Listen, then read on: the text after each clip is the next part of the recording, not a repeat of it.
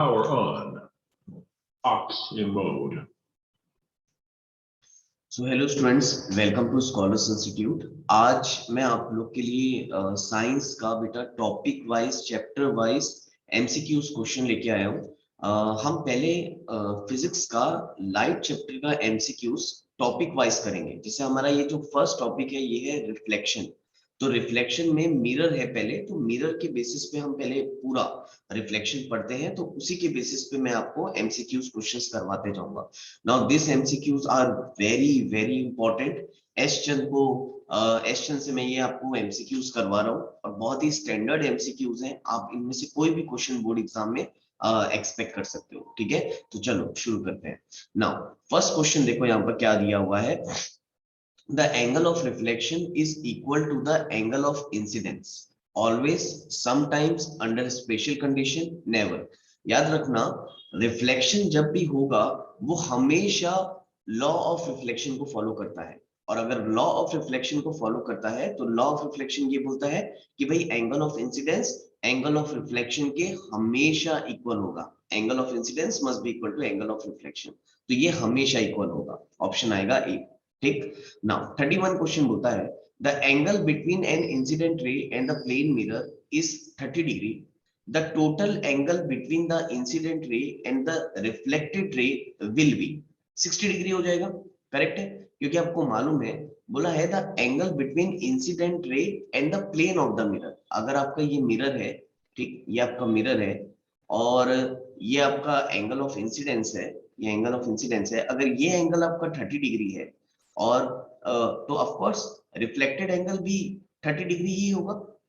बोलो, बिल्कुल सही बात है। अगर ये आपका 30 डिग्री है तो रिफ्लेक्टेड एंगल भी आपका कितना होगा? 30 डिग्री होगा। तो ये 30 ये 30 टोटल कितना हो जाएगा? 60 डिग्री हो जाएगा ना। तो टोटल एंगल कितना हो जाएगा आपका? 60 डिग्री। ऑप्शन इज बी, क्योंकि angle of incidence angle of reflection हमेशा सेम होता है। A ray of light is incident on a plane mirror making an angle 90 degree with the mirror. The angle of reflection for this ray of a light will be. अब मुझे आप ये बताओ, आपसे angle of reflection पूछा है। अगर ray of light 90 degree पे जा रही है लाइट को, समझ में आ रहा है आपको? देखो, अगर ये आपका प्लेन मिरर है, now again this is a very good question, है ना। अगर ये आपका प्लेन मिरर है, इस प्लेन मिरर पे अगर रे ऑफ लाइट 90 डिग्री पे जाएगी बेटा, तो याद रखना ये उसी पॉइंट पे रिफ्लेक्ट बैक हो जाएगी। क्योंकि अगर 90 डिग्री पे कभी भी लाइट रे जाती है, उस केस में ये तो नॉर्मल हो गया ना, उस केस में नॉर्मल हो गया, यानी कि इस केस में एंगल ऑफ इंसिडेंस 0 है। इस केस में एंगल ऑफ इंसिडेंस 90 मत बोल देना। अरे भाई, आपने रे को परपेंडिकुलर मिरर में डाल दिया और एंगल ऑफ इंसिडेंस और एंगल ऑफ रिफ्लेक्शन जो है वो नॉर्मल के रिस्पेक्ट में बताया जाता है। तो अब अगर मैं यहाँ पर नॉर्मल ड्रॉ करूंगा तो नॉर्मल भी यही है। तो एंगल ऑफ इंसिडेंस 0 है और एंगल ऑफ रिफ्लेक्शन भी क्या है? 0 है। एंगल ऑफ इंसिडेंस भी 0 है और एंगल ऑफ रिफ्लेक्शन भी 0 है। क्योंकि जब भी हम रे को 90 डिग्री में मिरर में पास कराएंगे, यहाँ पर नॉर्मल भी यही है, रे भी यही है, तो कोई एंगल नहीं बन रहा है। इंसिडेंट एंगल भी नहीं बन रहा है, रिफ्लेक्शन का भी एंगल नहीं बन रहा है, तो दोनों का एंगल आपका 0 आएगा। तो बोला है the angle of reflection for this light will be, तो 32 का जो आंसर आएगा आपका वो आएगा 0 डिग्री। करेक्ट है। नाउ अब देखो, नेक्स्ट है the image of an object formed by a plane mirror is. अच्छा, प्लेन मिरर में कैसा इमेज बनता है? सीधी सीधी बात है, वर्चुअल इमेज बनता है। करेक्ट है ना, वर्चुअल इमेज बनेगा। अच्छा, मिरर की बात करें तो मिरर में वर्चुअल इमेज बनता है ना। प्लेन मिरर में जब आप प्लेन मिरर के सामने खड़े हो तो इमेज के आपकी जो इमेज बनती है मिरर के अंदर बनती है, और मिरर के अंदर बन रही है तो हम उसको किसी स्क्रीन में नहीं पास करा सकते, तो उस इमेज को वर्चुअल इमेज बोलते हैं या इमेजिनरी इमेज बोलते हैं। खैर, ये आपने पढ़ लिया होगा। नाउ 34 दिया है the image form by a plane mirror is. अच्छा, प्लेन मिरर में कैसी इमेज बनती है? वर्चुअल तो बनती है, तो virtual behind the mirror and enlarge. तो ये गलत है भाई। देखो, प्लेन मिरर में जब हम खड़े होते हैं तो एनलार्ज या डिमिनिश्ड इमेज नहीं बनती। आप जब मिरर के सामने खड़े होते हो तो जैसे आप दिखते हो वैसे आप मिरर के अंदर भी दिखोगे, सेम, है ना। जितनी आपकी हाइट है उतनी उसके अंदर भी दिखोगे। जितने आप डिस्टेंस में खड़े हो मिरर के, आपकी इमेज भी उतने ही डिस्टेंस में मिरर पे रहेगी। ठीक है ना। और आप अगर सीधे खड़े हो तो आप मिरर के अंदर भी सीधे ही दिखोगे। तो लिखा है virtual behind the mirror and of the same size as that of object, ये बिल्कुल करेक्ट है ना। जैसा ऑब्जेक्ट का साइज है वैसे ही ऑब्जेक्ट का बिहाइंड द मिरर बनता है। रियल रियल रियल तो ये तो हो ही नहीं सकता, रियल नहीं बनती। प्लेन मिरर में आपकी वर्चुअल बनती है इमेज, सेम साइज बनती है as that of object, correct है। तो 34 का बी आएगा। नाउ नेक्स्ट दिया है the figure given alongside shows the image of a clock as seen in a plane mirror. The correct time is, now देखो it is a very good question। हमको मालूम है कि भाई प्लेन मिरर में जो इमेज बनती है वो लेटरली इन्वर्टेड होती है। और what do you mean by laterally inverted? Laterally inverted होता है लेफ्ट का राइट और राइट का लेफ्ट। अगर आप लेफ्ट हैंड उठाओगे तो आपको इमेज में राइट दिखेगी और राइट उठाओगे तो लेफ्ट दिखेगी। तो अब मुझे आप लोग बताओ इसको गैस करके, ठीक है, वीडियो को पॉज करके सोचो एक बार कि अगर ये क्लॉक को हम प्लेन मिरर से देख रहे हैं तो टाइम कितना हो रहा होगा, ठीक है। तो आप लोग एक बार वीडियो को पॉज करके इसका आंसर मुझे बताओ, ठीक। तो चलो देखो अभी आपको यहाँ पर कितना दिख रहा है यार, यहाँ पर आपको समथिंग दिख रहा है, ये 2 है और ये देखो 12, 1 2 और ये 3 के ऊपर दिख रहा है। लेकिन लेटरली इन्वर्टेड है ये, है ना, क्योंकि हमको ये अंदर, हम मिरर के अंदर से देख रहे हैं। ओरिजिनली देखोगे तो ये उल्टा कर दो इसको। अगर आप इसको उल्टा कर दोगे इस साइड देखोगे तो ये हो गया 9, ये 9 है, ये 10 है, ये 11, ये 12। तो ये यहाँ पर समथिंग है, यानी 9 के इधर समथिंग है, यानी 9:25 हो रहा होगा। होपफुली आपने ये गैस किया होगा। अगर नहीं किया है तो घड़ी है आप लोग सबके पास, आप उसको देखो एक बार, है ना, एक्सपेरिमेंट करो, आपको तुरंत ये समझ में आ जाएगा कि हाँ इट इज 9:25, करेक्ट है ना। चलो आगे बढ़ते हैं जल्दी से। This is a first topic हमारा जो लॉ ऑफ रिफ्लेक्शन के बेसिस पे इसमें क्वेश्चन दिया था। सेकंड टॉपिक पे मूव करते हैं ना। देखो सेकंड टॉपिक पे अगेन कुछ क्वेश्चन है, that is a topic number 1, this is a topic number 2, है ना, जहां पर आपको थोड़ा सा प्लेन मिरर के बारे में बताया है, जो आपने पढ़ा था आगे फोकस वगैरह के बारे में, ठीक है। तो चलो कॉन्वेक्स मिरर, कॉनकेव मिरर, ठीक है।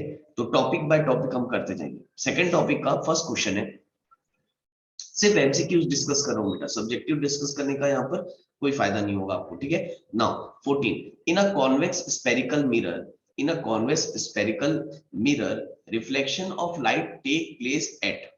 अब अगर कॉन्वेक्स मिरर है हमारा, ठीक है, देखो एक चीज तो मैं आपको थोड़ा सा ये करने से पहले रिमाइंड करवा दूं। दो मिरर होते हैं हमारे, एक होता है हमारा कॉनकेव मिरर और एक होता है हमारा कॉन्वेक्स मिरर। बस अब इतना सा याद रखो कि जो कॉनकेव मिरर होता है ना, concave mirror is a converging mirror, convex mirror, concave mirror is a converging mirror, और ये रियल इमेज देता है, ये रियल इमेज देता है, क्योंकि जो इमेज बनती है वो मिरर के सामने बनती है। और कॉनकेव मिरर जो होता है ये हमारा डाइवर्जिंग मिरर होता है। ये जो होता है कॉन्वेक्स मिरर, ये हमारा डाइवर्जिंग मिरर होता है, और इसमें जो इमेज बनती है वो अंदर की तरफ बनती है। कॉन्वेक्स जो होता है वो डाइवर्जिंग होता है, कॉनकेव जो होता है वो कन्वर्जिंग होता है। ये चीज आपको अच्छे से याद रखनी चाहिए, है ना। ये आपकी रियल इमेज देगा और ये आपकी वर्चुअल इमेज देगा। इसी के बेसिस पे हम आपको क्वेश्चन सॉल्व कराते हैं। चलो देखो, in a convex spherical mirror reflection of light take place at. तो अगर कॉन्वेक्स मिरर है तो रिफ्लेक्शन कहाँ होता है, तो रिफ्लेक्शन इसके बल्ज आउट पोर्शन पे होता है। देखो ये है आपका कॉन्वेक्स, ये है आपका कॉन्वेक्स मिरर। तो ये जो बल्ज आउट वाला पोर्शन है, जो बाहर निकला वाला पोर्शन है, यहां से आपका आपका जो है रिफ्लेक्शन होता है इसमें, करेक्ट है ना। तो इसका ऑप्शन क्या आएगा, a bulges out surface, option is C, correct है। A diverging mirror is, diverging mirror just अभी मैंने आपको समझाया, डाइवर्जिंग मिरर कौन सा होता है बेटा, कॉन्वेक्स मिरर को डाइवर्जिंग मिरर बोलते हैं ना, ठीक है। If R is the radius of curvature of a spherical mirror and F is its focus, then अगर रेडियस ऑफ कर्वेचर आर है, कभी भी याद रखो, अगर ये आपका मिरर है, देखो यहाँ पर मैं यहाँ बता रहा हूं, अगर ये आपका मिरर है, ये मैंने आपको कॉनकेव मिरर ले लिया, है ना, कोई भी ले लो खैर, और ये आपका फोकस है, और ये आपका सेंटर ऑफ कर्वेचर है, ठीक है, ये आपका सेंटर ऑफ कर्वेचर है। तो याद रखना सेंटर ऑफ कर्वेचर से आपके ये है पोल ऑफ अ मिरर, इसको हम पोल बोलते हैं, है ना। सेंटर ऑफ कर्वेचर से पोल तक के डिस्टेंस को हम बोलते हैं रेडियस ऑफ कर्वेचर आर, ठीक। और फोकस जो होता है वो सेंटर ऑफ कर्वेचर और पोल के जस्ट मिडवे में होता है। तो अगर सेंटर ऑफ कर्वेचर और पोल से डिस्टेंस अगर आर है, इसको हम रेडियस बोलते हैं। ये जो आपने स्फेरिकल मिरर लिया है, इसका रेडियस सी से पी तक लिया जाता है, that is radius of curvature. तो एफ जो है जस्ट उसके मिडवे में होगा, और जैसे उसके मिडवे में होगा तो आप इसको बोल सकते हो कि भाई एफ से पी तक का डिस्टेंस कितना है, तो आप इसको बोल सकते हो भाई ये r/2 होगा, है ना। पोल से फोकस तक का डिस्टेंस कितना होगा, r/2 होगा, करेक्ट है। और आप ये भी बोल सकते हो, चलो अब फिलहाल यहाँ पर इतना तो आपको आ गया होगा समझ में। क्वेश्चन अब देखो, दिया है r is the radius of curvature of a spherical mirror, ठीक है। स्फेरिकल मिरर का रेडियस ऑफ कर्वेचर दिया है, f is it's focal length. तो f जो है, अच्छा फोकल लेंथ, पोल से फोकस तक के डिस्टेंस को फोकल लेंथ बोलते हैं, जिसको स्मॉल f से डिनोट किया जाता है, focal length. Then r is equal to f, क्या r f के इक्वल होगा, क्या r is equal to 2f होगा, या r is equal to f/2 होगा, या r is equal to 3f होगा, या which one is correct, which one is correct. Option B is correct, crystal clear दिख रहा होगा आपको, ऑप्शन बी इज करेक्ट। देखो यहां से यहां तक का, क्योंकि मैंने आपको क्या बताया, जो फोकस है वो मिडवे में होता है सेंटर ऑफ कर्वेचर ऑफ पोल के। तो अगर यहां से यहां तक का डिस्टेंस f है, तो यहां से यहां तक का भी तो डिस्टेंस f है, तो r को क्या हम 2f बोल सकते हैं, बिल्कुल बोल सकते हैं। अगर ये r/2 है, ये r/2 है, तभी तो ये टोटल r है, ठीक है। तो ये जो रेडियस ऑफ कर्वेचर है, it is nothing but 2 times of focus. ये भी आपको याद रहना चाहिए, सारे बहुत बेसिक्स है, आपको बिल्कुल अच्छे से याद रहने चाहिए, ठीक है ना। नाउ नेक्स्ट इसका भी ऑप्शन आएगा बेटा बी, करेक्ट है। नाउ उसके बाद नेक्स्ट दिया है, देखो जरा, the focal length of a spherical mirror of radius of curvature 30 centimetre is. अब देखो सीधी सीधी बात पूछ दिया, फोकल लेंथ पूछा है और रेडियस ऑफ कर्वेचर दिया है। अगर भाई रेडियस ऑफ कर्वेचर 30 सेंटीमीटर है, तो उसका जो फोकल लेंथ है वो r/2 हो जाएगा। अभी मैंने आपको डायग्राम से समझाया, करेक्ट है ना। फोकल लेंथ, ये देखो यहां से भी समझ सकते हो, फोकल लेंथ पूछ रहा है, r दिया है, क्रॉस मल्टीप्लाई कर दो तो r/2 is equal to f। जो पहली पहली बार देख लोगे, जिन्होंने टॉपिक नहीं पढ़ा होगा, उनको इस टाइप के डाउट आ सकते हैं। तो आप बाकी जो पढ़ा है उसको तो डायरेक्ट मालूम होगा कि जो फोकल लेंथ है वो r/2 होता है। तो 30/2 कितना हो जाएगा बेटा, 15 सेंटीमीटर। तो 17 का आंसर आ जाएगा आपका बी, ठीक है। 17 का जो आंसर आ जाएगा वो आ जाएगा बी। नाउ आगे बढ़ते हैं, फोकल लेंथ पूछा था, रेडियस ऑफ कर्वेचर का हाफ हो जाएगा। Next, if the focal length of a spherical mirror is 12.5 centimeter, its radius of curvature will be, इसका 2 टाइम्स कर दो। फोकल लेंथ दिया है 12.5 सेंटीमीटर, उसको इंटू 2 कर दो, रेडियस ऑफ कर्वेचर आ जाएगा। इंटू 2 अगर करेंगे कितना हो जाएगा, 12 टू 24, 25 आ जाएगा, 25 सेंटीमीटर। तो ऑप्शन ए इज करेक्ट, है ना, ऑप्शन ए इज करेक्ट। तो यहाँ तो कोई प्रॉब्लम गई नहीं होगी। Again this is a very easy questions, लेकिन हाँ पूछे जा सकते हैं, इसमें से कोई भी क्वेश्चंस आपको एग्जाम में पूछे जा सकते हैं।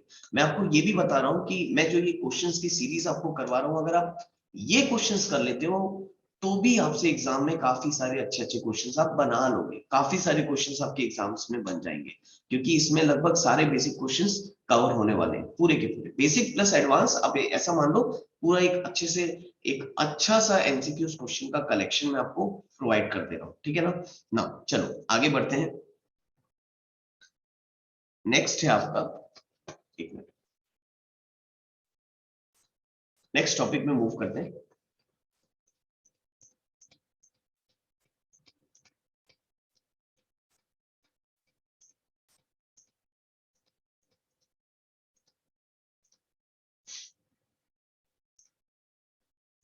हाँ भाई, तो नेक्स्ट है आपका यहां से, ये है आपका टॉपिक नंबर 2, टॉपिक नंबर 3 है ये, है ना। टॉपिक 1 टॉपिक 2 हमने कवर अप कर लिया, टॉपिक 3 है ये। और ये टॉपिक 3 जो है ये रिफ्लेक्शन केस से है। आपने जो कॉनकेव मिरर और कॉन्वेक्स मिरर पढ़ा होगा, तो कॉनकेव मिरर और कॉन्वेक्स मिरर में हमने रे डायग्राम पढ़ा था, ठीक है। तो रे डायग्राम वगैरह से पूरे कंबाइंड क्वेश्चन है। नाउ ये बहुत इंपॉर्टेंट टॉपिक है आपका, थर्ड टॉपिक, और यहाँ से कोई भी क्वेश्चन आप आसानी से एक्सपेक्ट कर सकते हो, ठीक है ना। तो यहाँ पर बिल्कुल ध्यान से आपको एक एक क्वेश्चंस करने हैं। चलो अब ये क्वेश्चंस देखो क्या दिया हुआ है, the image form by a concave mirror is larger than, अच्छा इस टॉपिक को पढ़ने से पहले मैं आपको बता दूं, रे डायग्राम में जो आपने टेबल बनाया होगा, एक एक करके केसेस लेके जो आपने रे डायग्राम बनाया होगा कॉन्वेक्स के और कॉनकेव के, वो रे डायग्राम बेटा आपके दिमाग में क्रिस्टल क्लियर होना चाहिए। अगर वो रे डायग्राम अगर आपको याद नहीं है या वो टेबल आपको याद नहीं है, तो इनमें से ऑलमोस्ट सारे क्वेश्चंस आपको हार्ड लगेंगे। तो आपको वो रे डायग्राम बहुत अच्छे से याद होने चाहिए, तब जाके आपसे जो क्वेश्चंस है वो बनेंगे, ठीक है ना। तो इस बात का बहुत ध्यान रखोगे। नाउ चलो आगे बढ़ते हैं। सबसे पहला क्वेश्चन है, the real image formed by a concave mirror is larger than the object when the object is। ना अब हमको ये सोचना पड़ेगा कि भाई रियल इमेज बनती है कॉनकेव मिरर से, मालूम है, लेकिन इमेज लार्जर कब बनती है? जब ऑब्जेक्ट को हम कहां रखते हैं? At a distance equal to the radius of curvature, at a distance less than the focal length, between focus and centre of curvature, at a distance greater than radius of curvature.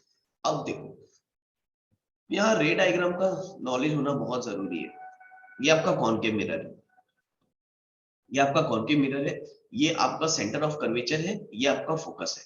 याद रखना, अगर object को ना centre of curvature पे रखोगे, centre of curvature पे रखोगे, तो एग्जैक्टली इसके नीचे इमेज बनती है, और इंफिनिटी पे रखोगे तो फोकस पे इमेज बनेगी, सेंटर ऑफ कर्वेचर पे रखोगे तो जस्ट इसके नीचे बनती है। और जैसे ही हम ऑब्जेक्ट को सेंटर ऑफ कर्वेचर से आगे लेके आएंगे, अब देखना, आपने रे डायग्राम आपको सिखाए होंगे, बुक में भी आपके दिया होगा, सेंटर ऑफ कर्वेचर से जैसे तुम ऑब्जेक्ट को आगे लेके आओगे कॉनकेव मिरर के केस में, तो जो इसका रे डायग्राम है बेटा, ये यहां बनेगा, सेंटर ऑफ कर्वेचर के पीछे बनेगा और एनलार्ज बनेगा, बड़ा बनेगा, ठीक है ना। तो हमसे यही क्वेश्चन पूछा था कि बताओ, real image form by a concave mirror is larger than the object when the object place is। कब हम ऑब्जेक्ट को जब कहां प्लेस करेंगे कि जो हमारा इमेज है वो रियल भी बने और एनलार्ज भी बने। तो भाई रियल और एनलार्ज कब बनेगा? जब आप सेंटर ऑफ कर्वेचर और फोकस के बीच में रखोगे, अकॉर्डिंग टू द ऑप्शंस। आप चेक करो, ऑप्शन में ये जो सी ऑप्शन है, इसमें दिया है कि अगर हम फोकस और सेंटर ऑफ कर्वेचर, बिल्कुल सही बात है, अगर फोकस और सेंटर ऑफ कर्वेचर के बीच में कहीं पर आप ऑब्जेक्ट रखते हो, तो जो आपका इमेज है वो बड़ा बनता है, एनलार्ज बनता है और रियल बनता है। करेक्ट है, तो इसका ऑप्शन आना चाहिए सी। ठीक, रेडियस ऑफ कर्वेचर पे नहीं आएगा, यानी सी पे सेम साइज का बनता है। At a distance less then focal length, less than focal length नहीं ले सकते, इमेजिनरी बन जाएगा, रियल वर्चुअल इमेज बन जाएगी, है ना, अंदर की तरफ बन जाएगा। और eight a distance greater than radius of curvature, radius of curvature से ज्यादा लोगे तो फोकस पे छोटी इमेज बनती है ना, डिमिनिश्ड इमेज बनती है। प्लीज ये टेबल आप जाके पहले पढ़िए, रीड करिए, फिर ये एमसीक्यूज अटेम्प्ट करिए, है ना, नहीं तो फिर दिमाग में डाउट्स क्रिएट होना चालू हो जाएगा। नाउ 30 क्वेश्चन देखते हैं। नाउ 30th क्वेश्चन है आपका, the real image, the real image form by a concave mirror is smaller than the object if the object is. Now देखो, the real image formed by a concave mirror, concave mirror is smaller than the object if the object is. देखो, यहां से लगभग आपका पूरा रे diagram के एक एक चीज मैं आपको क्लियर करवा ही दूंगा, है ना, पढ़ाते पढ़ाते। देखो, अगर ये आपका कॉनकेव मिरर है, तो आपको अब क्या बोला है, रियल होना चाहिए और स्मॉलर होना चाहिए। तो रियल और स्मॉलर के लिए क्या बताया, अगर ये सेंटर ऑफ कर्वेचर है, ये फोकस है, तो सेंटर ऑफ कर्वेचर पे तो सेम साइज की बनती है, और सेंटर ऑफ कर्वेचर और इंफिनिटी के बीच में अगर आप रखोगे, बीच में आप अगर रखोगे, तो जो आपका इमेज बनता है वो छोटा बनता है, तो जो आपका इमेज बनेगा वो छोटा बनेगा। ठीक, या तो आप इंफिनिटी पे रख दो, इंफिनिटी पे रखोगे तो फोकस पे पॉइंट साइज का इमेज बनेगा, या तो इंफिनिटी और सेंटर ऑफ कर्वेचर के बीच में कहीं ऑब्जेक्ट को रख दोगे, तो यहाँ छोटी सी इमेज आपको इन्वर्टेड फॉर्म में मिलेगी। ठीक है, तो देखो यहाँ पर लिखा हुआ है, ऑप्शन देखते हैं, between centre of curvature and focus, तो ये बिल्कुल गलत बात है, अभी हमने देखा उसमें एनलार्ज बन जाएगी। Eight a distance greater than radius of curvature, ये बिल्कुल सही बात है, ये सही है। अगर रेडियस ऑफ कर्वेचर यानी ये सेंटर ऑफ कर्वेचर से तुम दूर रखोगे, तो ऑब्जेक्ट को तो इमेज जो है वो छोटी बनेगी, है ना। At a distance equal to radius of curvature, नहीं, रेडियस ऑफ कर्वेचर के ऊपर रख देंगे तो सेम साइज की बन जाएगी, तो ये गलत है। At a distance equal to focal length पे रखेंगे तो भाई केसी वो हो जाएगा कि इंफिनिटी पे बन जाएगा, ठीक है। तो ये तो पूरा गलत हो गया। नाउ तो ऑप्शन कौन सा हो गया, बी हो गया, तो ऑप्शन बी इज करेक्ट, ठीक। नाउ क्वेश्चन नंबर 31 पे आते हैं हम। 31 बोला है, ठीक है, again third time I am saying the same thing बेटा, क्योंकि मुझे फील हो रहा है पढ़ाते वक्त अगर कहीं पर भी आपको दिक्कत जा रही होगी थोड़ी बहुत भी, तो आप बुक का रे डायग्राम वाला जो टेबल है वो ओपन कम से कम एटलीस्ट करके रखो, और फिर ये वीडियो लेक्चर्स को कंटिन्यूअसली सुनो, नहीं तो फिर थोड़ा सा आपको डिफिकल्टी फेस होगी, है ना। आप रे डायग्राम खोल के रखो तो आपको मेरी बातें सब क्रिस्टल क्लियर हो रही होंगी। हाँ भाई ये ऑब्जेक्ट रखा है, ये इमेज बन रहा है, ठीक है, छोटा बन रहा है बड़ा बन रहा है, वो जब रे डायग्राम आप देखोगे तो वो आपको क्लियर होगा।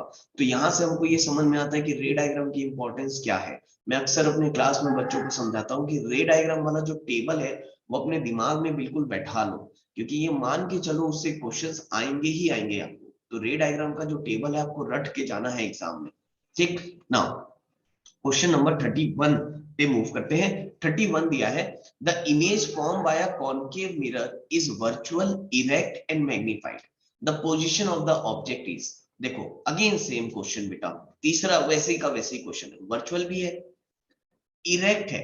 अच्छा इस बार इरेक्ट है, वर्चुअल और इरेक्ट कॉनकेव के केस में एक ही केस में होता है बेटा, ये सिर्फ एक केस में होता है। अगर आप कॉनकेव मिरर लेते हो, अगर आप कॉनकेव मिरर लेते हो तो वर्चुअल और इरेक्ट वाली कंडीशन एक ही आती है। अगर ये सेंटर ऑफ कर्वेचर है, ये फोकस है, अगर आप ऑब्जेक्ट को पोल और फोकस के बीच में रख दो, अगर आप ऑब्जेक्ट को पोल और फोकस के बीच में रखोगे तो उस केस में जो आपकी इमेज बनती है वो इस टाइप की बनती है ना।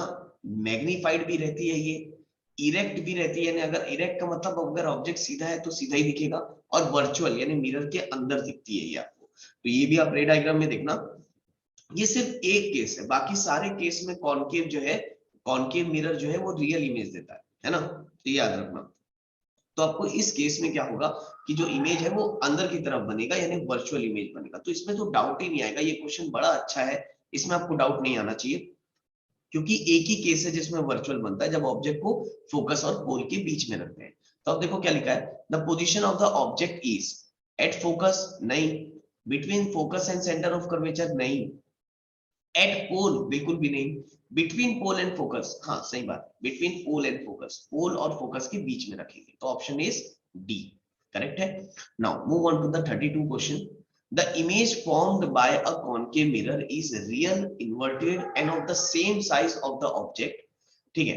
अब देखो क्या बोला है, फिर से देख लो, कॉनकेव का ही बात कर रहा है। The image form by a concave mirror is real है, इन्वर्टेड भी है, सेम साइज है। मैं आपको अभी बार बार बताया हूं, सेम साइज कहां बनता है बेटा, जब हम ऑब्जेक्ट को सेंटर ऑफ कर्वेचर पे रखते हैं। अगर आप सेंटर ऑफ कर्वेचर पे रखोगे तो जो ऑब्जेक्ट है वो आपका सेम साइज का बनेगा, बट इन्वर्टेड बनेगा नीचे की तरफ। देखो the position of the object must be at the focus, between the centre of curvature and focus, at the centre of curvature, beyond the centre of curvature. सीधी सीधी बात है, at the centre of curvature correct है। Centre of curvature पे रखोगे तो जाके आपको जो इमेज है वो सेम साइज की मिलेगी, ठीक ना। होपफुली आपको यहां तक समझ में आ रहा है। नाउ 33 क्वेश्चन क्या दिया देखो जरा, 33 दिया है, the image form by a concave mirror is, image form by a concave mirror is real. अच्छा कॉनकेव मिरर है, रियल है, इन्वर्टेड है और हाईली डिमिनिश्ड है, much smaller than the object. Highly diminished का केस वो है कि जब आप ऑब्जेक्ट को इंफिनिटी पे रख दो। अगर ये आपका कॉनकेव मिरर है, अगर ये आपका कॉनकेव मिरर है और इसमें इंफिनिटी से रेज आ रही है बेटा, इंफिनिटी से अगर रेज आ रही है, तो इंफिनिटी से अगर रेज आ रही है तो वो रेज जो है वो फोकस पे आके मीट करेंगी। वो कहां पर आके मीट करेंगी, वो फोकस पे आके मीट करेंगी, यानी कि जो इमेज है वो एकदम पॉइंट साइज का बनेगा। अगर आपका लाइट रे इंफिनिटी से आता है तो जो आपका इमेज है वो पॉइंट साइज का एकदम छोटा, इसी को हम बोलते हैं हाईली डिमिनिश्ड, पॉइंट साइज का बनता है। तो बताओ इस केस में हमको ऑब्जेक्ट को कहां रखना पड़ेगा, इंफिनिटी पे रखना पड़ेगा। इंफिनिटी पे रखेगा तो ऑब्जेक्ट जो इमेज है वो हमारा पॉइंट साइज का बनेगा। करेक्ट है? तो बताओ ये क्या आएगा इसका answer? At infinity. Highly diminished real और इन्वर्टेड कब बनेगा? जब आप एट इंफिनिटी आप ऑब्जेक्ट को रखोगे। सॉरी। नाउ नेक्स्ट 34 क्वेश्चन दिया है, the angle of incidence for a ray of light passing through the center of curvature of a concave mirror is angle of incidence of a ray of light passing through the center of curvature of a concave mirror is। अब ये आप लोग को मालूम होना चाहिए, अगर नहीं मालूम है तो again it is a very important rule for ray tracing. याद रखना, अगर सेंटर ऑफ कर्वेचर, ये सेंटर ऑफ कर्वेचर है, ये फोकस है, सेंटर ऑफ कर्वेचर से कभी भी अगर आप रे पास करोगे, कोई भी लाइट रे अगर सेंटर ऑफ कर्वेचर से पास करते हो तो वो उसी के अलोंग रिफ्लेक्ट बैक हो जाता है बेटा। अगर आप सेंटर ऑफ कर्वेचर के अलोंग में लाइट रे पास कराते हो तो वो उसी के अलोंग में रिफ्लेक्ट बैक हो जाता है। इससे आपको क्या पता चला? ऐसा ही कुछ हमने प्लेन मिरर में भी देखा था। करेक्ट है? तो अगर उसी के अलोंग में रिफ्लेक्ट बैक हो जा रहा है तो इसमें एंगल ऑफ इंसिडेंस और एंगल ऑफ रिफ्लेक्शन जो है वो क्या हो जाएगा? 0 डिग्री हो जाएगा। करेक्ट है? तो आंसर इज 0 डिग्री। आंसर क्या आ जाएगा आपका? 0 डिग्री। नाउ नेक्स्ट, जल्दी से आगे बढ़ते हैं। 33 क्वेश्चन देखो, the concave reflector of a torch, the concave reflector of a torch, the bulb place is। याद रखना, ये भी बड़ा अच्छा क्वेश्चन है, ये कार केस में भी पूछा जा सकता था। याद रखना, कार और टॉर्च वगैरह में कॉनकेव मिरर यूज होता है। इसमें हम क्या करते हैं ना, इसमें हम क्या करते हैं, बल्ब को, इसमें हम बल्ब को फोकस पे रख देते हैं बेटा। जैसे ये फोकस है अगर आपका, तो यहाँ पर आप बल्ब को रख दो, यहाँ आप बल्ब को रख दो, तो यहां से बल्ब जैसी लाइट रे पास करेगा तो आपको मालूम है फोकस से जब भी लाइट रे पास होती है मिरर पे तो वो पैरेलल हो जाता है, parallel to the principal axis, तो एक बीम ऑफ लाइट आगे की तरफ फेंकाती है। करेक्ट है? तो याद रखो, कार की हेडलाइट्स हो या टॉर्च हो, हमेशा वहां कॉनकेव मिरर यूज करते हैं और जो बल्ब है उसको हम फोकस पे रखते हैं ताकि जब लाइट लेकर रिफ्रैक्शन होगा तो वो parallel to the principal axis हो जाएगा। करेक्ट है? तो मैंने आपको ये पूरा समझा दिया।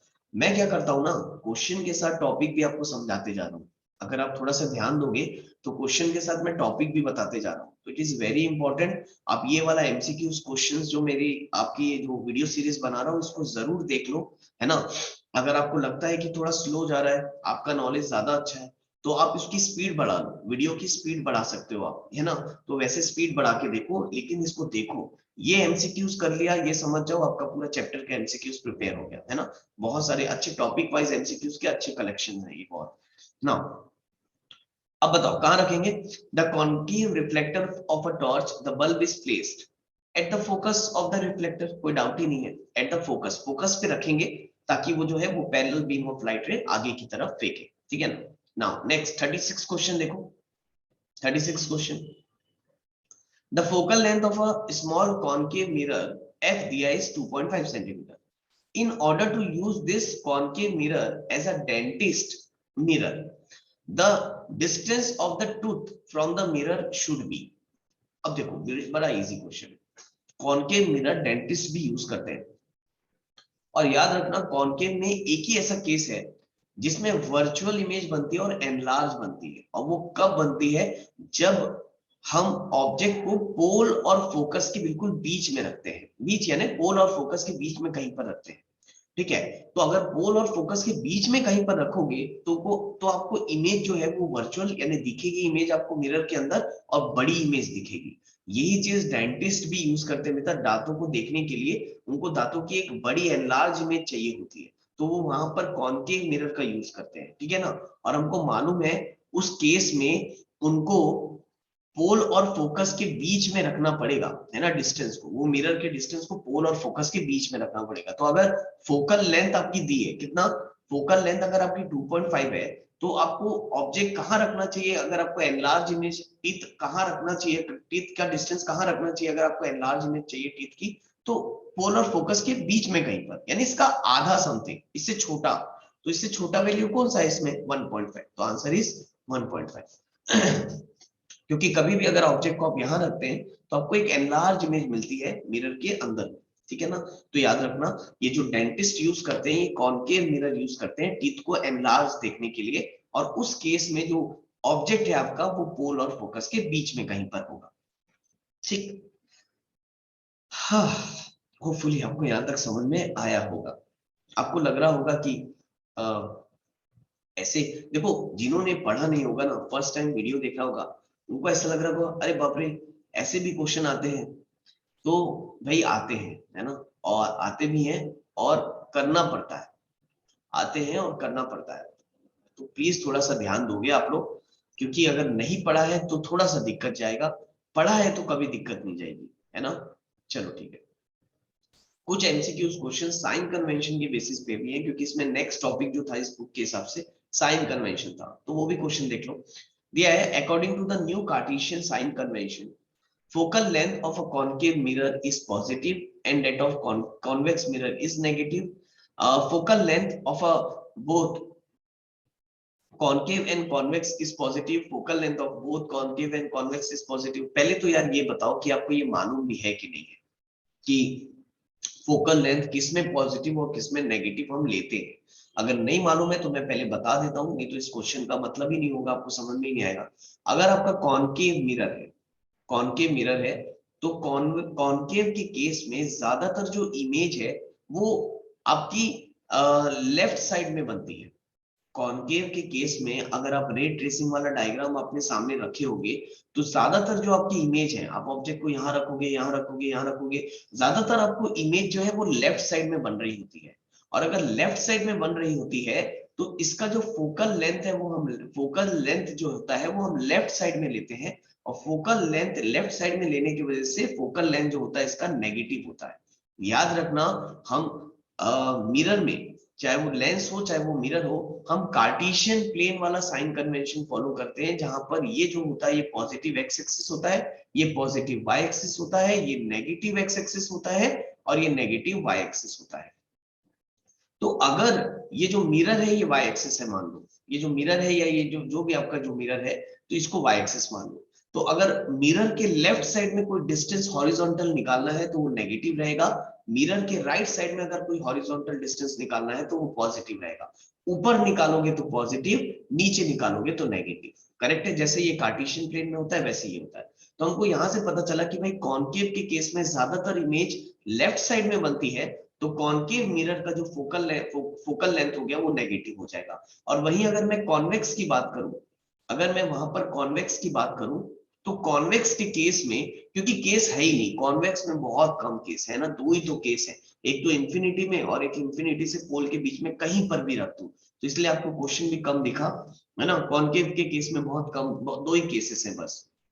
ना देखो, कॉनकेव के केस में क्या होता है ना, कि इमेज दोनों ही केस में हमेशा राइट साइड में बनती है, और राइट साइड में बनने की वजह से इसका जो फोकस है हम राइट साइड कंसीडर करते हैं, इसलिए क्योंकि अब फोकस राइट साइड है, तो कॉन्वेक्स मिरर का जो फोकस है वो पॉजिटिव हम लेते हैं, कॉन्वेक्स का हम पॉजिटिव लेते हैं, कॉनकेव का हम नेगेटिव लेते हैं। बोलो ये आया समझ में। अब मुझे ये बताओ यार, इनमें से कौन सा ऑप्शन करेक्ट है। तो अगर डी ऑप्शन को ध्यान से देखोगे, focal length of concave is negative, जो कि करेक्ट बात है, और कॉन्वेक्स का जो फोकल लेंथ है वो पॉजिटिव, जो कि करेक्ट बात है। तो option number D is correct. ठीक है, कि जो कॉनकेव का रहता है उसका फोकल लेंथ हमेशा नेगेटिव कंसीडर करते हैं, क्योंकि इमेज हमेशा लेफ्ट साइड में बनती है, और फोकस अगर आप कॉन्वेक्स की बात करोगे तो कॉन्वेक्स के केस में फोकल लेंथ पॉजिटिव लेते हैं, क्योंकि इमेज जो है आपकी राइट साइड में बनती है। करेक्ट है, तो इसका ऑप्शन आएगा डी। आप क्वेश्चन को रीड किया करो, वीडियो को पॉज करके क्वेश्चन को रीड करो, सोचो 2 मिनट के लिए कि हाँ क्या क्या होगा आंसर, उसके बाद आप मेरा एक्सप्लेनेशन सुनोगे तो आप और एंजॉय करोगे। ठीक, नाउ नेक्स्ट 10th क्वेश्चन देखेंगे भाई। 10th क्वेश्चन देखो, one of the following does not apply to a concave mirror, this is. Now देखो, one of the following does not apply to the concave mirror, the focal length is negative, नहीं ये correct है, focal length concave का negative होता है तो ये correct है। Image distance can be positive और नेगेटिव, तो इमेज डिस्टेंस पॉजिटिव और नेगेटिव दोनों हो सकता है, क्योंकि कॉनकेव के केस में, लास्ट वाले केस में वर्चुअल इमेज भी बनी है, तो पॉजिटिव नेगेटिव दोनों हो सकती है। तो image distance is always positive, ये गलत बात है।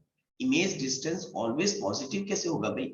अगर वर्चुअल बन गई तो पॉजिटिव होगा, बाकी समय तो रियल इमेज बन रही है और रियल इमेज यानी लेफ्ट साइड में बन रही है, लेफ्ट साइड में इमेज डिस्टेंस नेगेटिव होता है, तो सी ऑप्शन इज गलत है। और वही हमसे बोला था which of the following does not apply to the concave mirror, तो बेटा ऑप्शन इज सी।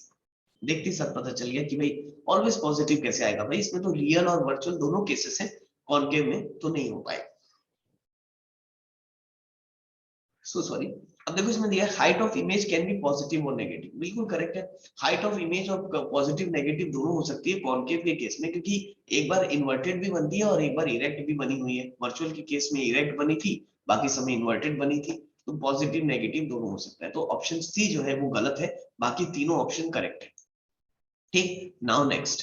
अब जो नेक्स्ट क्वेश्चन आने वाला है वो आपका आएगा मिरर फॉर्मूला के बेसिस पे।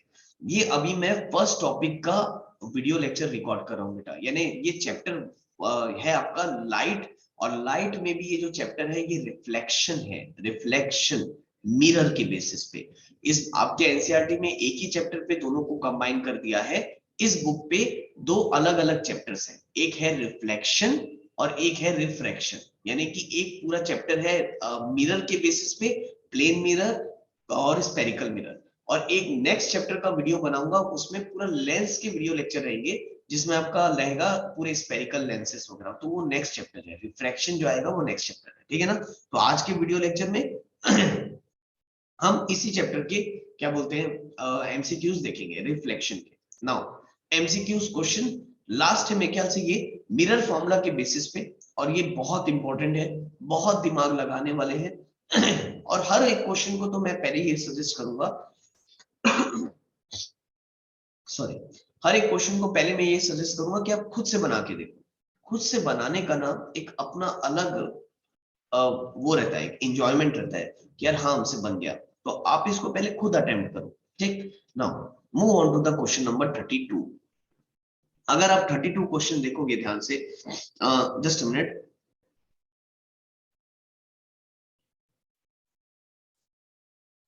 हाँ भाई चलो, अगर आप 32 क्वेश्चन देखोगे तो 32 क्वेश्चन में दिया है linear magnification produced by a concave mirror may be.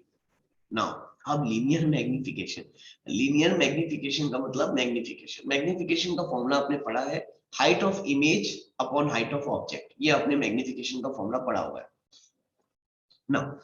अब कॉनकेव मिरर के केस में, कॉनकेव मिरर के केस में लीनियर मैग्निफिकेशन क्या होगा, यानी कि मैग्निफिकेशन एम होता है height of image upon height of object. तो याद रखना जनरली, जनरली आप देखोगे तो हाइट ऑफ ऑब्जेक्ट शुरू में छोटा रहता है, फिर इक्वल भी होता है, फिर बड़ा भी होता है ना, तो सारा रेंज कवर करता है। तो इसका आंसर क्या आना चाहिए, लेस देन 1 और इक्वल टू 1, मोर देन 1 और equal to 1, less than 1 more than 1 और इक्वल टू 1, लेस देन 1 और मोर देन 1। तो आप देखोगे ना कॉनकेव मिरर का जो रे ट्रेसिंग है बेटा वो बड़ा वास्ट है, बहुत बड़ा माया जाल है उसका, है ना कॉनकेव का। कॉनकेव में सारे वैरायटी देखने के लिए मिलता है।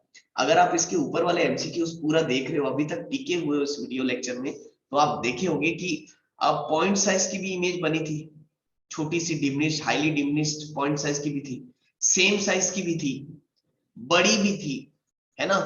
तो यहाँ तो सब टाइप कवर हो रहे हैं यार, यानी कि मैग्निफिकेशन में अगर मैग्निफिकेशन की बात करी जाए तो छोटा वाला भी दिख रहा था, सेम साइज का भी दिख रहा था, और बड़ा इमेज भी दिख रहा था। यानी कि यहाँ हम ये बोल सकते हैं कि लीनियर मैग्निफिकेशन कॉनकेव के केसेस के लिए ऑप्शन सी हो सकता है कि भाई लेस देन 1 छोटी इमेज भी दिख सकती है, मोर देन 1 बड़ी इमेज भी दिख सकती है, और इक्वल टू 1 यानी कि सेम साइज की भी दिख सकती है। मैग्निफिकेशन में इक्वल टू 1 आने का मतलब और ये 1 से रिलेट करने का मतलब मैं आपको बताता हूं। देखो अगर आपका हाइट ऑफ इमेज और हाइट ऑफ ऑब्जेक्ट दोनों सेम आ गए, मान के चलो दोनों 5 सेंटीमीटर आ गए, तो ये कैंसिल होके क्या हो जाएगा 1। इसका मतलब समझते हो, अगर मैग्निफिकेशन 1 आ रहा है, अब इसको उल्टा सोचो, अगर मैग्निफिकेशन 1 आ रहा है इसका मतलब ये हुआ कि उस केस में आपका हाइट ऑफ इमेज और हाइट ऑफ ऑब्जेक्ट जो है वो सेम होगा। ये याद रखना। अगर मैग्निफिकेशन 1 आ रहा है इसका मतलब उस केस में हाइट ऑफ इमेज और हाइट ऑफ ऑब्जेक्ट जो है वो सेम है, यानी कि सेम दिख रहा है, सेम साइज है ऑब्जेक्ट का, करेक्ट है, यानी कि उसको हम सेंटर ऑफ कर्वेचर पे रखेंगे। मैं ये भी बता सकता हूँ, अगर मुझे m1 मालूम है तो मैं ये बता सकता हूँ कि ऑब्जेक्ट कहाँ रखा हुआ है, ठीक। तो इतना आपको थोड़ा सा लॉजिक बैठाना पड़ेगा। मैग्निफिकेशन की वैल्यू 1 से कम कब आएगी यार? 1 से कम तभी आएगी जब आपका इमेज का साइज ऑब्जेक्ट से छोटा होगा। अगर न्यूमरेटर डिनोमिनेटर से छोटा है, जैसे कि मान के चलो मैं ले लिया यहाँ पर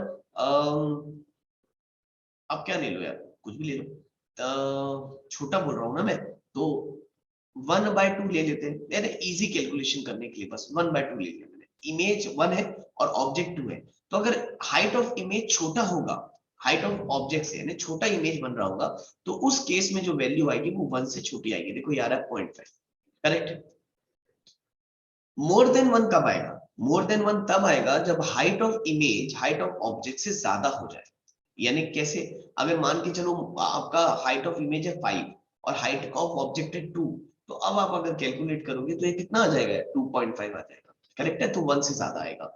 तो ये बात है कि अगर इमेज सेम साइज की बनी है तो 1 आ जाएगा, हाइट ऑफ इमेज और हाइट ऑफ ऑब्जेक्ट सेम है तो 1 आ जाएगा, हाइट ऑफ इमेज छोटी है हाइट ऑफ ऑब्जेक्ट से तो 1 से कम आ जाएगा, और हाइट ऑफ इमेज बड़ी है हाइट ऑफ ऑब्जेक्ट से तो 1 से ज्यादा आ जाएगा। और कॉनकेव तो बहुत यानी विशाल इसका रे डायग्राम पढ़े थे, 6 केसेस पढ़े थे, तो सारे केसेस है इसमें, छोटा सेम बड़ा साइज सेम है, तो अपन इसका आंसर जो आएगा ये सब कवर कर लेगा, less than 1 more than 1 equal to 1, तो ऑप्शन 32 का आएगा सी, ठीक। मैं अक्सर क्वेश्चन के जरिए टॉपिक भी समझा देता हूँ, तो आप ध्यान दो थोड़ा सा, है ना, तो बहुत कुछ सीखने के लिए आपको मिल जाएगा।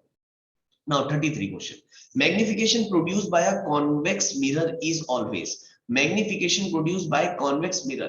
अब convex के केस में, convex के केस में इमेज हमेशा छोटी बनती है, कॉन्वेक्स के केस में इमेज हमेशा छोटी बनती है, तो इसका जो ऑप्शन आना चाहिए ये आना चाहिए लेस देन 1। अगर आप कॉन्वेक्स का रे ट्रेसिंग देखोगे तो इमेज जो है वो हमेशा छोटी बनती है। एक तो ये केस होता है कॉन्वेक्स का कि भाई अगर ऑब्जेक्ट लाइट इंफिनिटी से आ रही है, लाइट अगर इंफिनिटी से आ रही है तो वो फोकस पे आके मीट करेगी, छोटी सी साइज, हाईली डिमिनिश्ड। और अगर इंफिनिटी से पोल के बीच में कहीं पर भी अगर आपने ऑब्जेक्ट को अपना रखा हुआ है तो आपका इमेज यहां बनता है, यहाँ छोटा सा इमेज बनता है, पोल और फोकस के बीच में आपका यहाँ पर कहीं इमेज बनेगा उसका, ठीक है, तो दोनों ही इमेज आपकी छोटी बनती है, इसमें हमेशा छोटी इमेज बनती है, तो इसका मैग्निफिकेशन हमेशा क्या रहेगा? ऑलवेज लेस देन 1, करेक्ट है। ये सब याद रखो भाई, बहुत इंपॉर्टेंट है।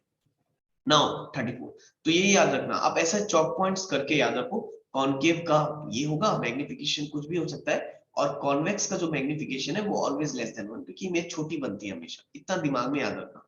नेक्स्ट 34 दिया है, magnification produced by a plane mirror is.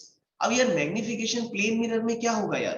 Plane mirror में कोई बड़ी छोटी का वही है ही नहीं, मतलब प्लेन मिरर कभी भी कोई भेदभाव नहीं करता है, प्लेन मिरर जैसे आप दिख रहे हो वैसे आपको दिखाएगा, ना कोई साइज में कुछ अंतर ना कुछ चेंज, तो इक्वल टू 1 बोल सकते हो आप, है ना, जितनी हाइट ऑब्जेक्ट की हाइट है उतनी आपकी इमेज की भी हाइट है, तो इक्वल टू 1 आ जाएगा, करेक्ट है। 35 मूव करते हैं, जल्दी जल्दी करते हैं थोड़ा सा। 35 दिया है, in order to obtain a magnification of -2 with a concave mirror the object should placed at. अब देखो ये वो कुछ वैसी बात हो गई ना, अगर मैग्निफिकेशन -2 है तो ऑब्जेक्ट को कहां रखे होंगे? अब यार दिमाग लगाओ, है ना, दिमाग लगाओ, माइनस साइन को हटाओ पिक्चर से, क्योंकि देखो माइनस साइन का मतलब समझा देता हूं आपको, माइनस साइन का मतलब सिर्फ इतना है कि जो इमेज है वो इन्वर्टेड है, माइनस साइन का यहाँ मीनिंग इतना सा है कि जो इमेज है वो इन्वर्टेड है, उल्टी इमेज है बेटा, ये इमेज है नीचे की तरफ, तभी ये नेगेटिव साइन आया है ना, क्योंकि आपको मालूम है मैंने अभी कार्टेशियन प्लेन बताया, नीचे की तरफ जब हाइट रहेगी तो नेगेटिव रहेगी, तो हाइट ऑफ इमेज नेगेटिव है, तो ये नेगेटिव साइन इंडिकेट कर रहा है इन्वर्टेड इमेज, इन्वर्टेड, है ना। और ये 2 क्या इंडिकेट करेगा? ये 2 इंडिकेट कर रहा है यार इमेज तो एनलार्ज होनी चाहिए, इमेज एनलार्ज होनी चाहिए।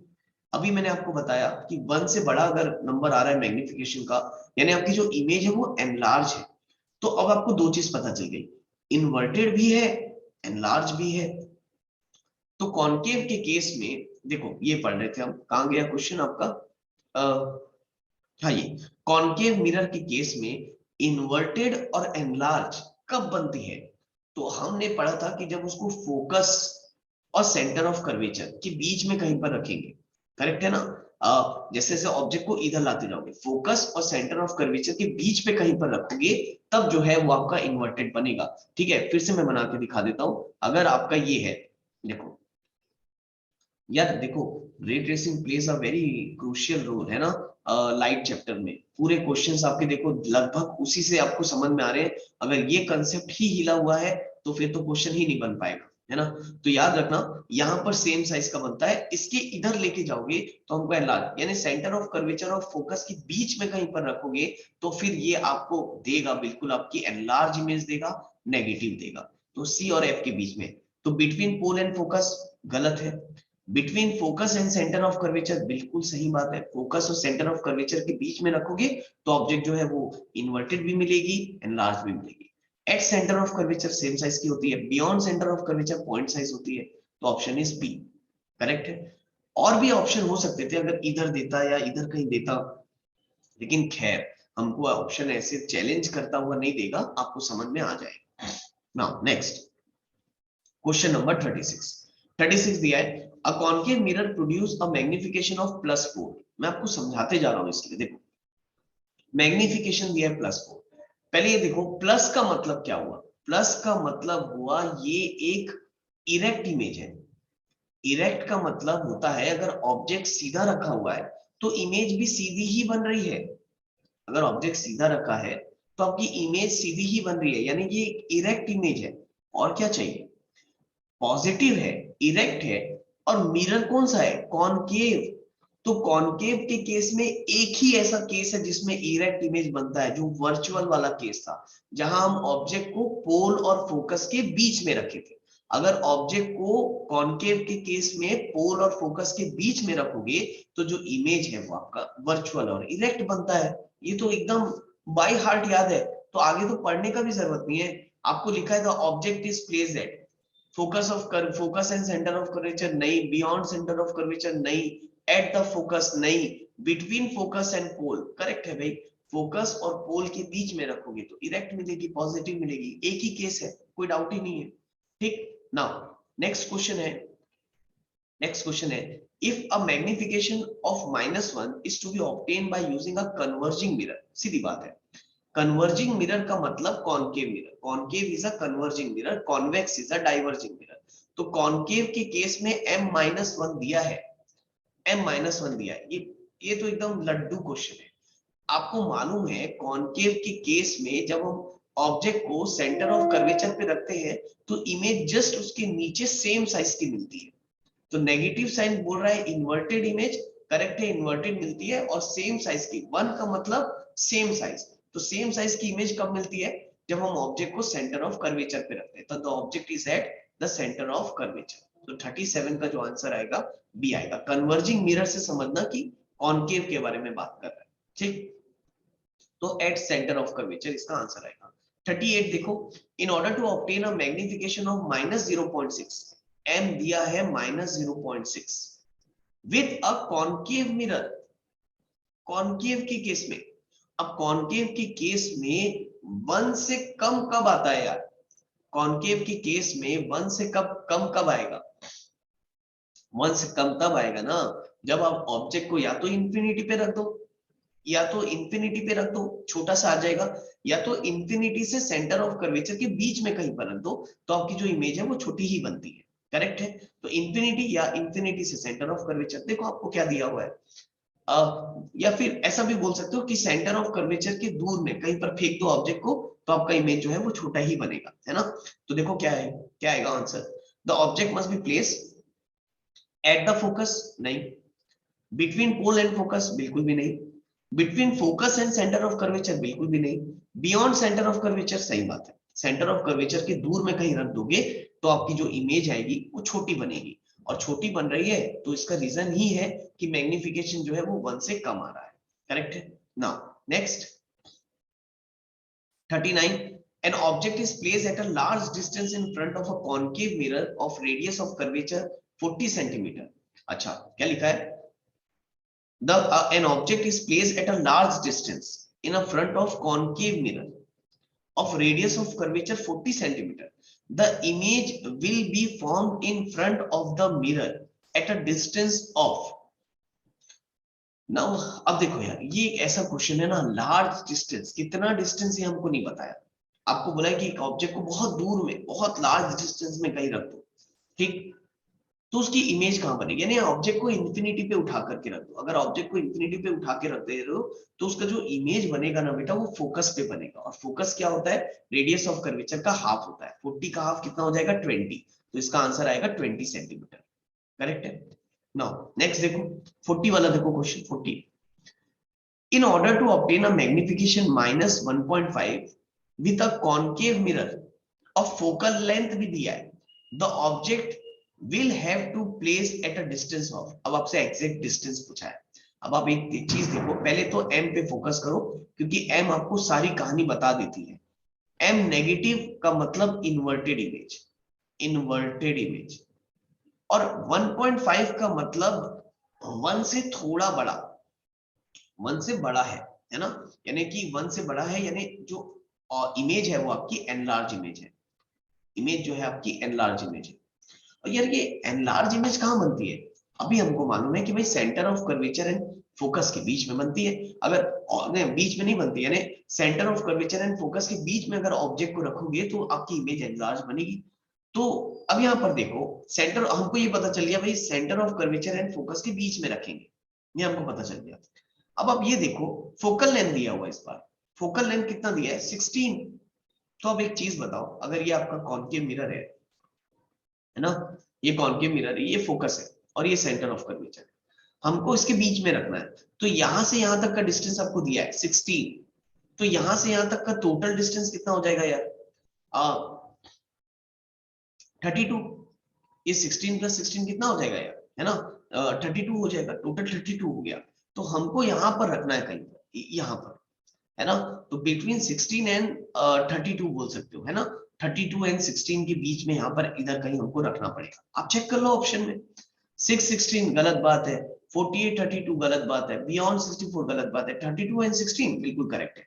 हम सेंटर ऑफ कर्वेचर और फोकस के बीच में रखेंगे, तो हम पुराना वाला कंसेप्ट लेके आए और उसको उसमें वैल्यू डाल दिए, तो आंसर बन गया, है ना। This all are very good question, मैं बोल रहा हूँ ना, ये क्वेश्चंस बना लिए तो आपसे क्वेश्चंस बन जाएंगे एग्जाम में, आराम से बन जाएंगे। नाउ देखो दिया है, linear magnification m produced by a rear view mirror fitted in a vehicle. अब आप मुझे एक चीज बताओ, 41 जो आपसे क्वेश्चन पूछ रहा है, 41 का आंसर क्या आना चाहिए। आपको बोला है linear magnification m produced by a rear view mirror fitted in a vehicle. अब आप मुझे ये बताओ, रियर व्यू, अच्छा ये रियर व्यू मिरर क्या होता है यार, पहले तो आप मुझे ये बता दो, रियर व्यू मिरर क्या होता है, आप मुझे ये बता दो। जो कार में वो साइड मिरर होता है ना, कार का जो साइड मिरर होता है जिसमें हम व्हीकल को आते हुए देखते हैं, है ना, तो वो मिरर हमारा कैसा होना चाहिए, ये हमसे बोला हुआ है। ठीक है, equal to 1, more than 1, less than 1, और कैन बी मोर देन और less than depending on the position. अब यार एक चीज बताओ, आप लोग कार चलाते हो, जो अगर किसी के दिमाग में अगर ये आंसर आ रहा होगा कि बड़ा दिखना चाहिए तो मोर देन 1, तो ऐसा नहीं है, ऐसा नहीं है। कार का अगर रियर व्यू मिरर, किसी ने कार चलाई होगी तो तुरंत समझ जाएगा, जो उसका साइड मिरर होता है उसमें जो आपको इमेज दिखती है ना, वो छोटी दिखती है, उसमें जो इमेज दिखती है वो एक्चुअल इमेज से छोटी दिखती है। और अगर वो छोटी ना दिखे ना, वो जूम करके दिखे, तो हमको पता ही नहीं चलेगा कि वो कार हमारे से कितने डिस्टेंस में है। ऐसा लगेगा कि अरे वो तो एकदम पास आ गया, एक्सीडेंट हो जाएगा। तो याद रखना, कार के रियर व्यू मिरर जो हम लगाएंगे, उसमें जो हमारी बाकी जो व्हीकल्स की जो इमेज है वो छोटी ही दिखनी चाहिए, बड़ी नहीं दिखनी चाहिए। तो उसका जो मैग्निफिकेशन आना चाहिए वो क्या आना चाहिए, इट इज लेस देन 1। तो इसका जो आंसर आना चाहिए ये बी आना चाहिए, लेस देन 1 आना चाहिए। करेक्ट है, होपफुली आपको समझ में आया होगा। एक बार चेक कर लेता हूं मैं, इसके और एमसीक्यूज बचे हैं क्या इस चैप्टर के, ठीक है, बचे होंगे तो मैं करवा दूंगा। हाँ बचे होंगे इसके क्वेश्चंस, चलो देखो।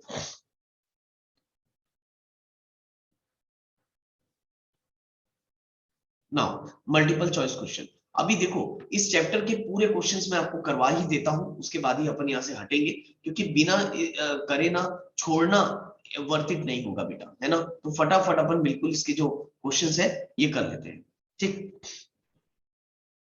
Just a minute.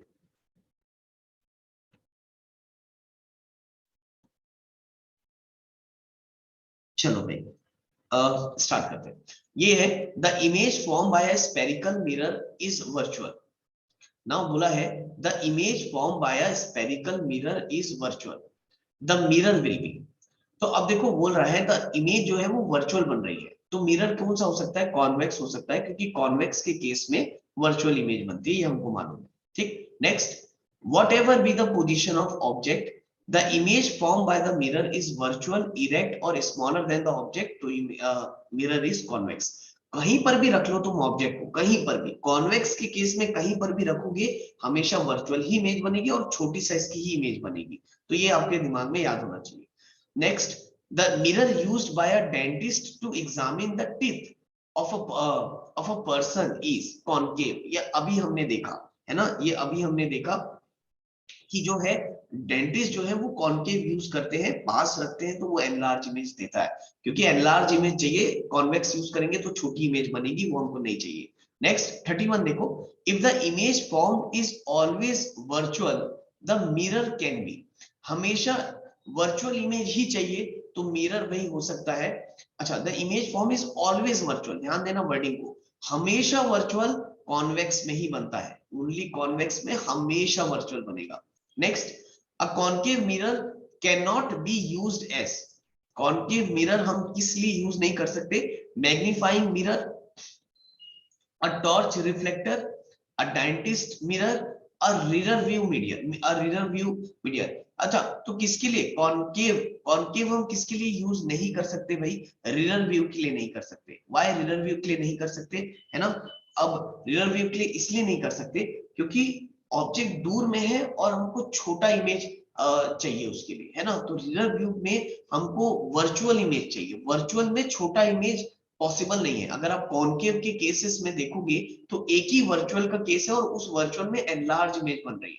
हमको वर्चुअल में वर्चुअल इमेज चाहिए, मिरर के अंदर इमेज चाहिए और छोटी चाहिए, तो उसके लिए हम कॉन्केव का यूज नहीं कर पाएंगे। तो रियर व्यू मिरर में हम कॉन्वेक्स मिरर यूज करते हैं, ये आपको याद रखना चाहिए, है ना। ये एक अच्छा क्वेश्चन है, ये आपको रियर व्यू मिरर जो होता है कार का, उसके लिए हम कॉन्वेक्स यूज करते हैं, तो ये होगा भाई, can not be used as option number D, correct है। 33 में देखो, a boy standing in front of and close to a spatial mirror, he finds the image of his head bigger than the normal, the middle part of his body as same and his leg smaller than the normal. The spatial mirror is made up of three types of mirror in the following order from top downwards। अच्छा अच्छा, तो अरे बढ़िया question है, ठीक है। एक ऐसे ही इस टाइप का क्वेश्चन बढ़िया लगते हैं ना करने में। ना देखो, a boy is standing in front of and a close spatial is एक स्पेशल मिरर है, he finds the image of his head bigger। उसको अपना हेड जो है वो बड़ा दिख रहा है, तो वो कॉन्केव होगा। तो अगर वो, क्योंकि वो पास में खड़े होके देख रहा है और वर्चुअली दिख रहा है, उसको बड़ा दिख रहा है, तो पहला तो कॉन्केव होना चाहिए। बोलो करेक्ट है, पहला होना चाहिए कॉन्केव। तो ऑप्शन तो पहले ही कट आउट हो गया यार, मैंने एक ही से ऑप्शन को कट आउट कर लिया, पहले में कॉन्केव एक ही में दिया है सी में, तो पहला हो गया खत्म, आंसर तो सी मिल ही गया। then then normal, the middle part of his body is of the same size, क्योंकि प्लेन मिरर है इसलिए मिडिल पार्ट उसका सेम दिख रहा है, और लेग जो है वो स्मॉलर दिख रहा है क्योंकि कॉन्वेक्स है ना, तो ये हमको मालूम है पहले से। तो ऑप्शन 33 का जो आएगा वो आएगा option C, C option is correct. Now आगे बढ़ते हैं, 34th में आओ। The mirror which can be formed and form a magnified image of an object is the mirror which can form a magnified image of an object is। तो देखो magnified image आपको concave ही देगा, मैंने आपको बता चुका है ये बात, है ना। मैग्निफाइड यानी कि बड़ा, एनलार्ज इमेज आपको कॉनकेव ही देता है बेटा, है ना। कॉन्वेक्स हमेशा छोटी इमेज देता है, इस बात का ध्यान रखना, तो कॉनकेव आएगा। The real image of an object is to be obtained, the mirror required for this purpose is. तो रियल इमेज अगर आपको चाहिए तो याद रखना कॉन्वेक्स रियल कभी देता ही नहीं है, कॉन्वेक्स रियल कभी देता ही नहीं है। तो कॉनकेव ही चाहिए हमको, कॉनकेव ले सकते हैं, और प्लेन मिरर भी कभी नहीं देता, तो हमको आंसर इसका भी 35 का क्या आ जाएगा, आपका बी आ जाएगा। करेक्ट है। नाउ नेक्स्ट 36 क्वेश्चन देखो, consider two statement A and B given below. Real image is always inverted, virtual image is always erect. Out of this two statement, only A is true, only B is true, both A and B are true. अब बताओ इसका answer क्या आना चाहिए? इसका answer आना चाहिए यार, मेरे हिसाब से इसका आंसर सी आना चाहिए, मेरे हिसाब से इसका आंसर सी आना चाहिए, क्योंकि देखो रियल इमेज हमेशा इन्वर्टेड बना है कॉनकेव के केस में, और वर्चुअल इमेज जो है कॉनकेव में भी सीधा इरेक्ट बना है, और कॉन्वेक्स में भी हमेशा इरेक्ट ही रहता है, तो बे both a and b are true. ठीक है, तो 36 का जो आ जाएगा ऑप्शन आपका, ये आ जाएगा बी। करेक्ट है, 36 का आ जाएगा आपका बी। चलो और देख लेते हैं, कुछ बच गया क्या हमारा यहाँ पर एमसीक्यूज इस चैप्टर में से? नहीं, ये चैप्टर हमारा पूरा कंप्लीट हुआ, तो ये बहुत अच्छी बात है, हमने ये पूरे चैप्टर रिफ्लेक्शन का कंप्लीट वीडियो लेक्चर मैंने यहाँ पर कर दिया आपका MCQs. This must question from this chapter is more than enough बेटा, आप इतना बना लेते हो, मैं 100% बोल रहा हूँ आपसे, सारे क्वेश्चंस एग्जाम में इस चैप्टर से रिलेटेड बन जाएंगे। ठीक, तो चलो फिलहाल आज के लिए अपन इतना ही करते हैं। Thank you class. अगर आपको वीडियो अच्छा लगा होगा तो चैनल को सब्सक्राइब कर देना, अपने दोस्तों के साथ इस लेक्चर्स को शेयर करो और लाइक करो, कमेंट में करके बताओ मुझे कि आपको ये वीडियो लेक्चर कैसा लगा। ठीक है, तो क्योंकि आपके कमेंट से मुझे सपोर्ट मिलेगा ताकि मैं और ऐसे लेक्चर्स बना सकूं। तो thank you class, have a nice day, see you बेटा।